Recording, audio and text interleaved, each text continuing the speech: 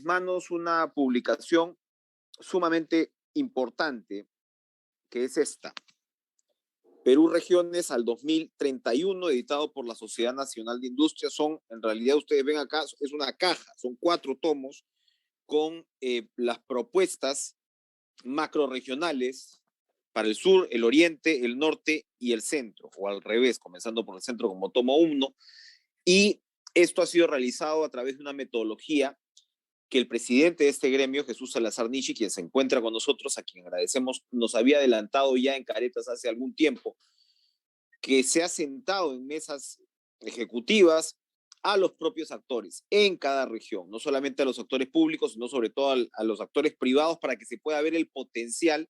Y esta agenda no solamente, como digo, resulta reveladora e importante en términos del potencial, sino también en términos de revelar cuáles son las carencias de nuestro país y las desigualdades y el desnivel que no solamente se da, por supuesto, a nivel de ingresos, sino, por ejemplo, a nivel de concentración industrial. Vamos a conversar de varios aspectos de este informe con Jesús Salazar Nishi, como he dicho, presidente de la Sociedad Nacional de Industrias, a quien le damos la bienvenida. ¿Cómo está, señor Salazar? Gracias por estar con nosotros. Muchas gracias, Enrique, por esta entrevista y poder darme la oportunidad de conversar cómo se generó este trabajo, qué nos motivó y qué esperamos después de esto, ¿no? En efecto, este trabajo tiene ya algo más de 2 años de actividad cuando iniciamos elaborando un estudio nacional y planteamos una agenda Perú al 2031. Terminada esta primera presentación del libro Perú Agenda 2031, empezamos a preguntarnos cómo iniciar un proceso que haga y construya un país más homogéneo, porque tú ya lo has dicho, el Perú es súper heterogéneo. Solo para que hacemos una idea, la producción nacional, es decir, el PBI nacional, en un 60% se concentra en Lima. Y el que le sigue, segundo puesto, está en escaso 7.7%, que es la región Ica. Y así empiezan a caer. Y la mayoría de las regiones, más de la mitad de las regiones, no llegan siquiera al 1% de participación de PBI manufacturero. La pregunta que nos hicimos es, bajo el modelo actual de una total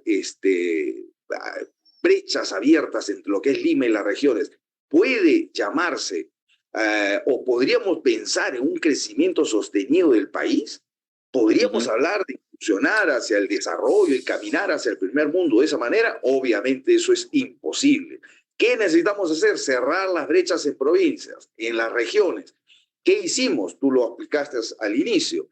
Instalamos mesas ejecutivas por cada sector, porque nuestra idea y lo que estamos proponiendo desde la sociedad de industria es que no podemos hablar de política industrial transversal, porque cada sector de la industria manufacturera tiene su propia idiosincrasia, tiene sus propios problemas y por lo tanto debería generarse normas específicas para cada sector. Son políticas sectoriales.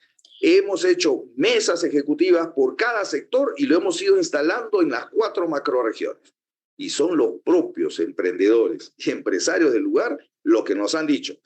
Para desarrollar mi sector encuentro tal dificultad, tal obstáculo, tengo tales retos, tengo tales iniciativas. Y empezamos a preguntar cómo vencerlos y a dónde podemos llegar. Y de ahí nos han salido medidas, y son más de 500 medidas las que estamos proponiendo alrededor de todo el país. Así es un aporte bastante importante, pero a ver, esto primero, y por supuesto hay que ir desarrollando punto por punto, y eso se irá haciendo en distintas instancias, pero a lo que voy es, esto para empezar ratifica el absoluto fracaso del modelo de descentralización que hemos seguido, porque, a ver, se suponía que la descentralización lo que iba a hacer era todo lo contrario, era cerrar brechas, era, como lo dice su propio nombre, descentralizar el país, y resulta que tenemos no solamente el PBI nacional, que Lima concentra más del 40%, sino que la concentración industrial es casi el 60% en Lima.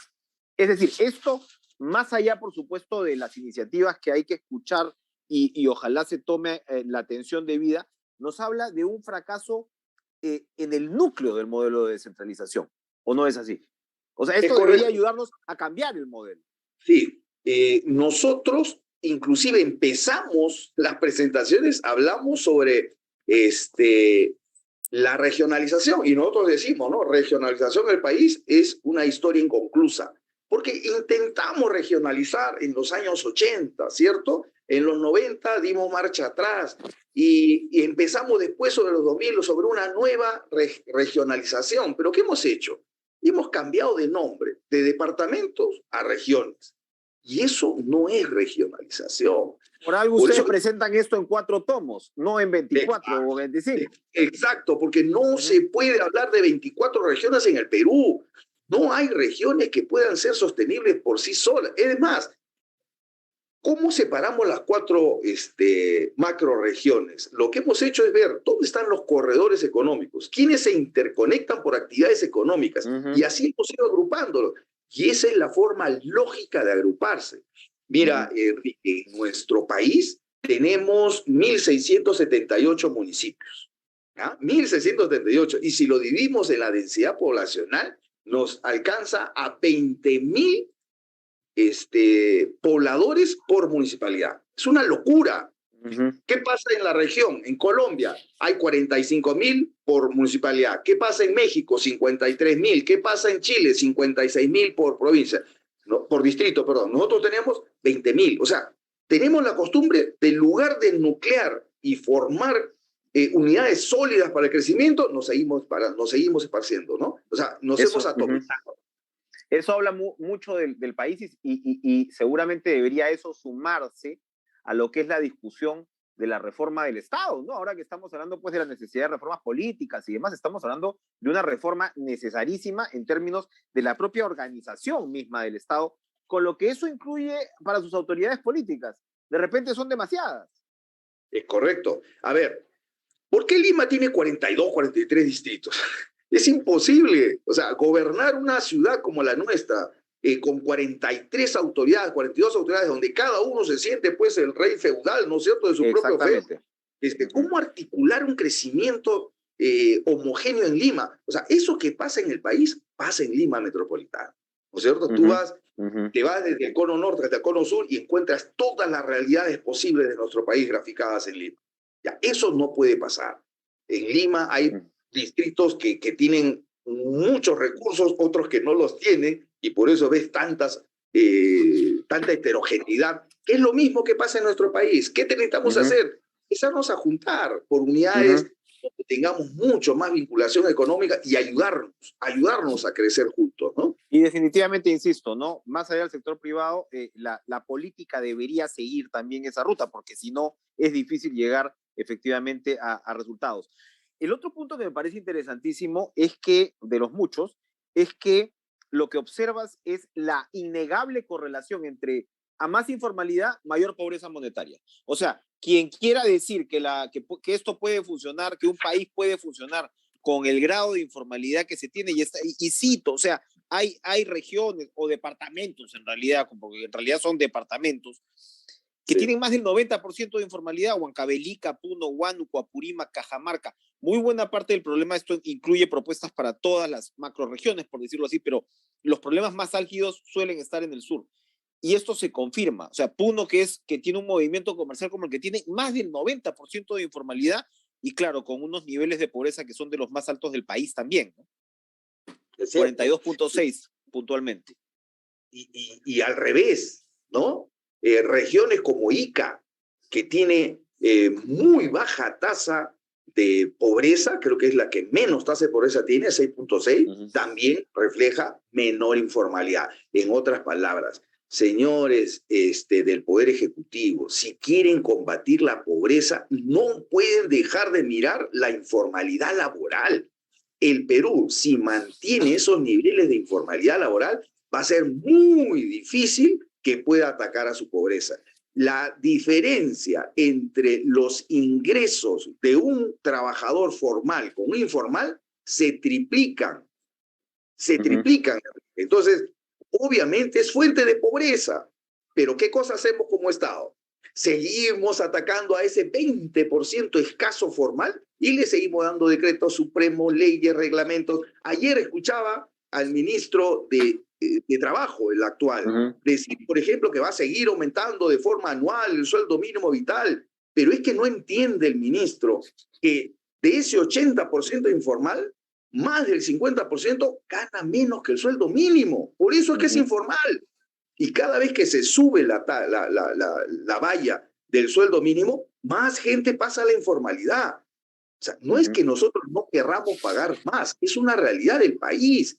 ¿Qué tenemos que hacer? Atacar el tema laboral de la informalidad, pero con legislación laboral. En lugar de seguir haciendo una legislación súper confusa, porque el Perú necesita, realmente hay que ser un abogado laboralista para entender lo que pasa en el tema laboral, ¿ah? En lugar de hacer eso y abrir los mercados y hacer más flexible el tema de la contratación, sin duda que eso bajaría mucho la informalidad. Otro punto que se ve transversal en los estudios es que le es muy difícil al país articular los mercados, articular las cadenas, ¿no? Hay un ejemplo, por ejemplo, como el de Talara, que más allá de la controversia sobre su viabilidad o ¿no? su practicidad, el tema es que la cadena de proveedores no se ha podido articular como debería. Y esto ocurre en otras circunstancias. Es decir, es difícil establecer cadenas para poder vender. ¿Qué podemos ver ahí? ¿Qué podemos sacar como lección, como gran propuesta? El problema que hemos visto nosotros y en todas las regiones que hemos visitado es el tema de conectividad que tenemos como país, ¿no es cierto? O sea, tenemos grandes problemas y voy a empezar dando el ejemplo que no puedo dejar de hablar de la famosa carretera central. Cuando estuvimos en la macroregión centro, no te imaginas todos los sectores, ¿ah? Porque fueron 9 mesas sectoriales las que instalamos para ver cómo desarrollar estos sectores productivos y todos coinciden.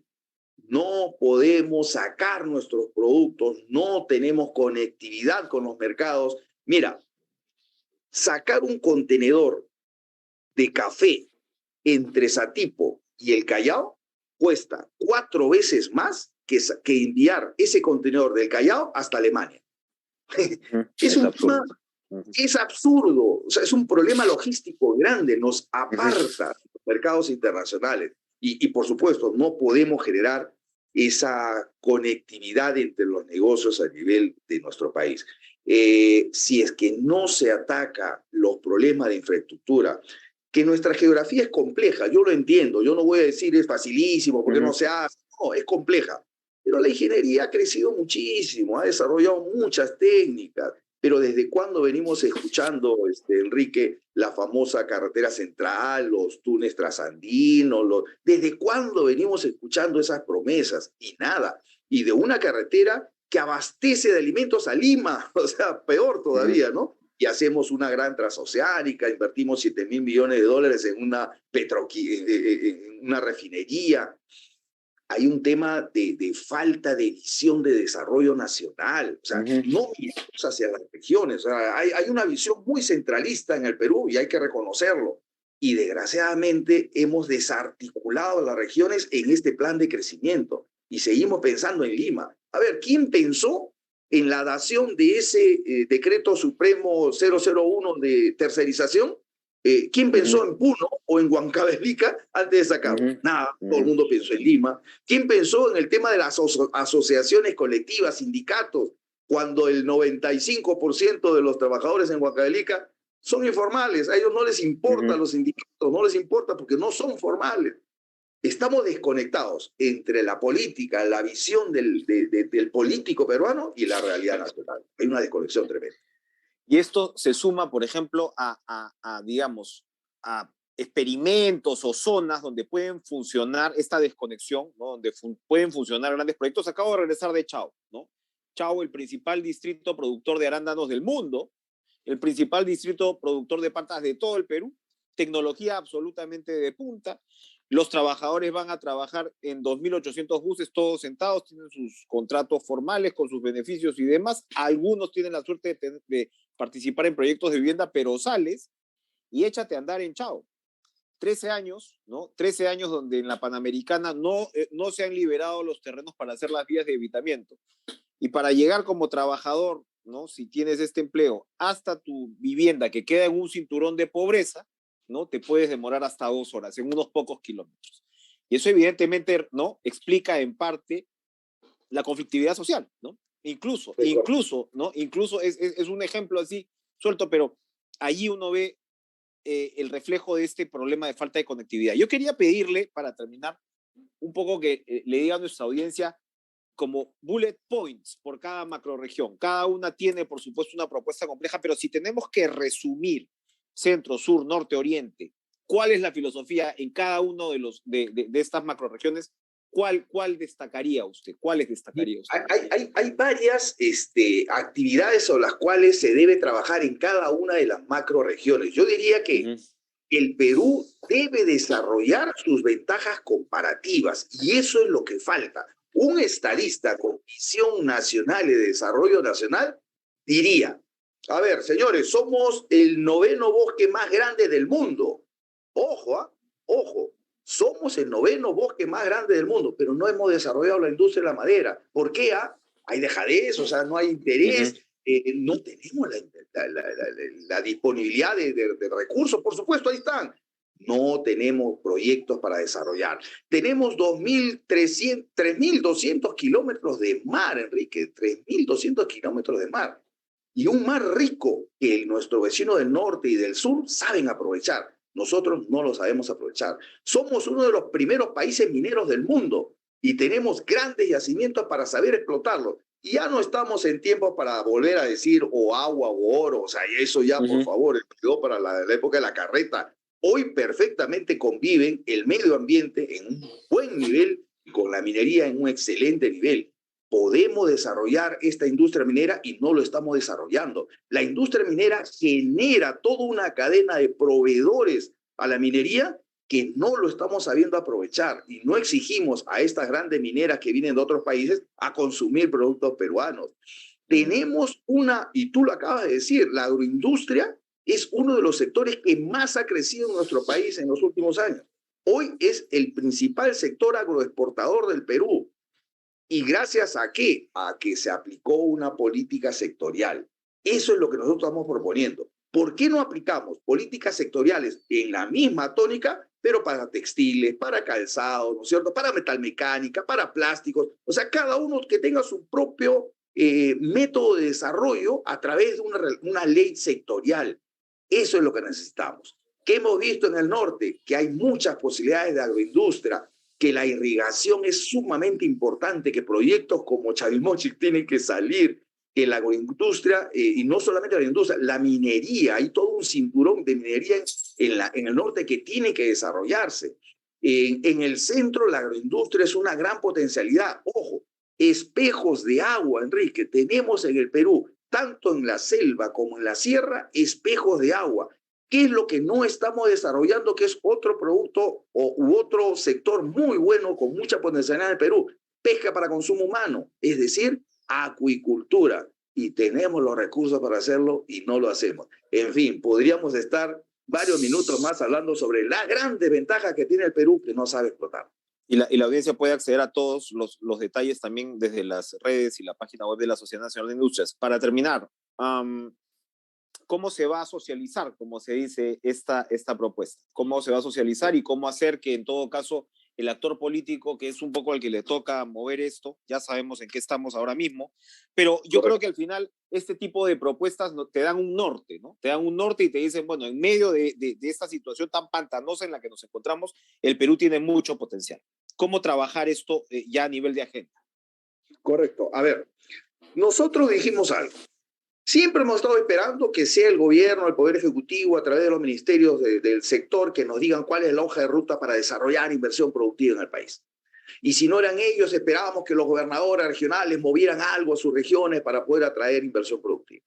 Ante la falta de esto y la necesidad de llevar inversión productiva a las regiones, nosotros como Sociedad Nacional de Industrias hemos tomado la iniciativa de hacer propuestas. Hemos recorrido el país, Enrique, hemos tenido mesas sectoriales en cada país. Ahora, después hemos presentado nuestro libro con los candidatos a gobernadores de las regiones. Nos hemos sentado con ellos, hemos hecho firmar un compromiso donde ellos dicen, si yo gano, voy a incluir en mi plan de trabajo muchas de las normas que ustedes están presentando de los proyectos para hacer inversión productiva. ¿Qué nos toca a nosotros ahora? Al editar el libro, Perú Regiones 2031, no acabó nuestro trabajo, es el inicio, porque ahora yo voy a regresar nuevamente a las regiones y conversar con los que ganaron y decirle, a ver, ¿por dónde empezamos, no? ¿Cuál de estos proyectos queremos iniciar? Priorizar. Y nosotros poner la hoja de ruta. O sea, es hora que el privado asuma un rol distinto. Ya no ser el esperar que el Estado haga las cosas. Nosotros estamos saliendo a decirle al Estado, a través de sus gobernadores, qué deberían priorizar en sus regiones. Está claro además que si el país no colapsa, por ponerlo en términos apocalípticos, es porque en buena medida tienes una economía que con todas sus imperfecciones ha crecido de una manera en paralelo, ¿no? Precisamente hasta cierto límite, ¿no? Hasta cierto límite a los obstáculos que plantea este complicado manejo político. Jesús Salazar Nishi, presidente de la Sociedad Nacional de Industrias, gracias. Voy a agacharme acá a recoger para compartir, como siempre, estoy poniendo al revés, Perú, ¿no? Sí. Perú regiones al 2031. Es una agenda que no estamos hablando de pasado mañana, estamos hablando de una hoja de ruta que realmente debería ser tomada en cuenta, donde son los propios actores privados los que han puesto sobre la mesa esos potenciales. Gracias, Jesús Salazar Nishi, por acompañarnos. A todos que este libro es de acceso gratuito, pueden, a través de nuestras redes pueden obtenerlo, también estará en la Biblioteca Nacional, estamos enviando un ejemplar, lo hemos presentado al Poder Ejecutivo, al Poder Legislativo, ojalá que se haga algo y que este esfuerzo no quede en saco roto, ¿no? Todos los pueden leer en su teléfono sin mayor problema. Gracias, Jesús Salazar, por acompañarnos. Gracias.